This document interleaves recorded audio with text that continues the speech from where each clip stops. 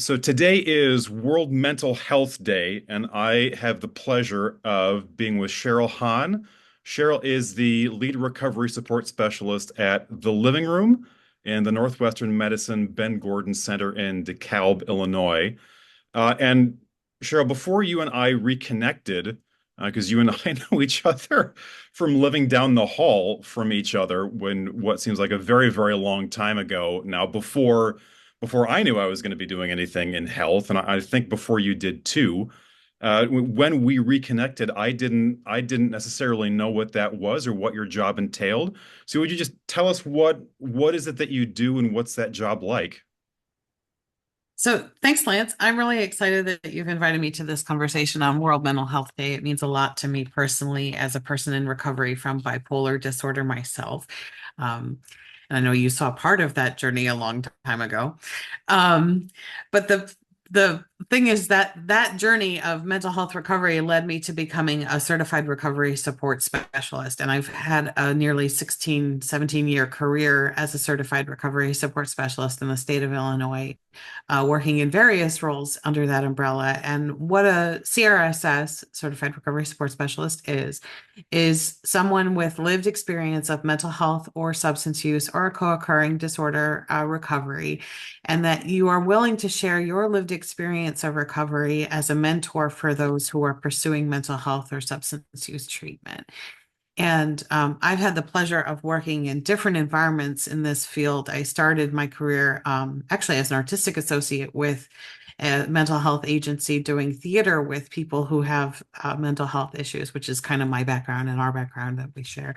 Um, and I wound up moving on to doing work in a drop-in center, which is more of a social engagement area for people with mental health or substance use issues. And then from there, I went to an inpatient unit, which was a totally different environment. But being what my then boss called me a maverick pioneer because I was a peer supporter on an inpatient unit, and I advised the doctors on what not to do with their patients. And from there, I moved to an MCO. I worked at Blue Cross Blue Shield for a year and in the field, doing field work at different hospitals, mentoring people in recovery. And then have had the pleasure of being at Northwestern Medicine for the last 3.5 years in our living room program, our fledgling living room program, which has taken off um, under different managers during my tenure. But I have the pleasure of being a co-lead in that environment where I help supervise half the team, mentor people as they are pursuing the credential of the CRSS.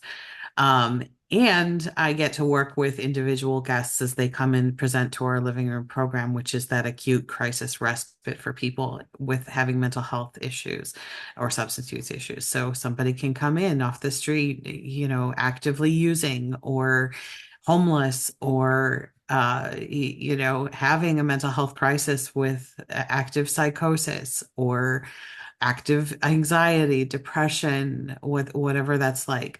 But it's about that shared lived experience, and the living room really lends itself to that kind of storytelling, which is really beautiful to see. And the great thing about the work that I do with people is that shared human experience, that shared story that we are all living. um, and the fun part then is sitting with somebody who may come in with acute anxiety, and they're having a panic attack, and they're just like, I'm actively suicidal because my anxiety is just so bad. And so I work with a team of fantastic recovery support specialists who are so good at, sharing their stories within a bounded and safe way, but also in a way that is transformative for the hearer. Um, and they are also there to hear your story. In fact, that's where we start, right? We're going to hear the story of the person who comes in. And what I tell my staff is what our job is to do is to validate that person's experience however we can, with active and empathic listening. And that is the beginning of storytelling, right? Is to be a listener. You have to listen to hear the story, to hear the details, to understand what's happening in this narrative. So validate. Then we relate however we can. And that's by maybe sharing a bit of our own story of my own mental health journey. Hey, you're feeling anxiety today and suicidal ideation. I've been there. I've been in a hospital room, latched, taped to a bed, locked to a bed, right? And experiencing acute anxiety and suicidal ideation. And I've been in that spot where you are. And why don't we try maybe talking about this in a healthy way? Like, how did this come about today? Where are you at? And how can I help? And um, let's maybe do a meditation together, if that'll help. Or, what happens in this dialogue that we're having? Like, how do we calm down? And I kind of lost my train of thought there, but Oh, I please. um I think then validate, relate, and then educate, right? So this is less of the storytelling piece, but to educate people on resources and opportunities that there might be for their recovery. Um, and then together creating a new story, creating a new opportunity, or creating a new storyline in the main storyline, like opening the door for, like, hey, today I came in with anxiety and suicidal ideation. I'm going to leave with hope and ideas for my recovery. And I'm going to, yes, I'm still a person who struggles with anxiety and suicidal ideation. That's part of who I am, but it doesn't have to be the driving force of who I am. And that changes because I'm changing the story, right? I'm having an opportunity to say, I want my story to be here. And I want my goals are outside of this storyline that is limiting me, and I'm going to create a new story. And so I've said validate, relate, educate, create, and finally, the greatest thing I get to do as a recovery support specialist is advocate. So that's telling these stories to communities. That's me sitting here with you and advocating for mental health. Um, and I created this kind of mantra for my team because it sort of encapsulates the four domains of a recovery support specialist, which include advocacy, mentoring, professional responsibility, and of course, recovery support. So those four domains, and they all center around that lived experience, right? And that lived experience is a way of telling my story. And there's a format that I'm trained in, from Wellness Recovery Action Plan, which is an evidence-based practice in mental health recovery. But for Wellness Recovery Action Plan, one of our leaders here in Illinois created a format, an outline for a brief, compelling personal introduction, right? Or a BCPI. So distilling your story into a 5 minute, this is me, Right. what I went through. This is how I got here. So it has components of that first introduction, starting with a statement of hope, giving background to your story, sharing a turning point, and then wrapping up with another statement of hope for your recovery. So this is a way to tell your story in recovery, right? It's pretty simple, but also can be very explosive and dynamic, dramatic in its presentation. So um, that's a I love that nutshell. it starts and ends both with the statement of hope that we're starting with the hope, and we're also, I mean, we're leaving with that, and that's how the story is going to continue with that statement of hope. That's wonderful.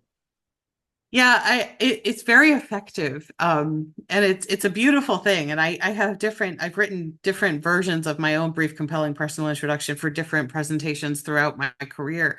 I have several different BCPIs with different turning points and different statements of hope. Um, but I often talk about, having believing in a future that isn't necessarily dependent on the past. Um, and that's where I live is understanding that I have a past and that it informs me, but I don't have to cling to it and I don't have to hold to it, and it doesn't have to be who I am now. It isn't who I am now.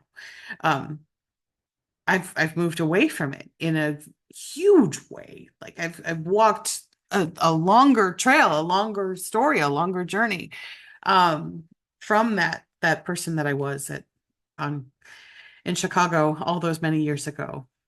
Um, so I know you remember some times when I was pretty sick. So I You were literally down the hall from me when we were living in the same building in Chicago, and so I saw a little bit of it, but of course, I mean the road you've been on, and the recovery that you now have behind you. I mean, it's wonderful to hear that that's helping people, and that that your work explicitly uses, that personal story to help people further on their journey. That's so wonderful.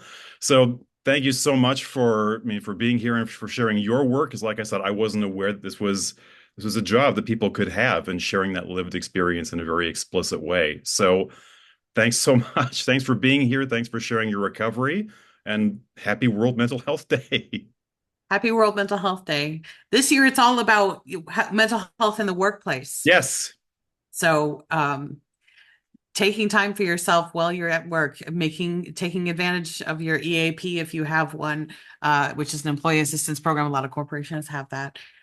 Getting involved with your business resource groups, BRGs, ERGs, um, taking time during the workday just to, remind yourself, eat lunch. It's okay. Well, Cheryl, thanks so much for being here. Welcome. Thank you. A quick coda to my conversation with Cheryl. Cheryl was speaking in a strictly personal capacity. Her thoughts and opinions don't necessarily reflect those of her employer, and I suppose that goes for me too.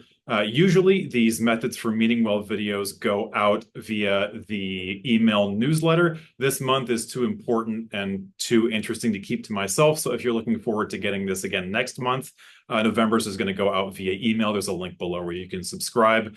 Special thanks to Cheryl for sharing everything she's been through and her experience and strength. And remember what Margaret Atwood said, that in the end, we all become stories.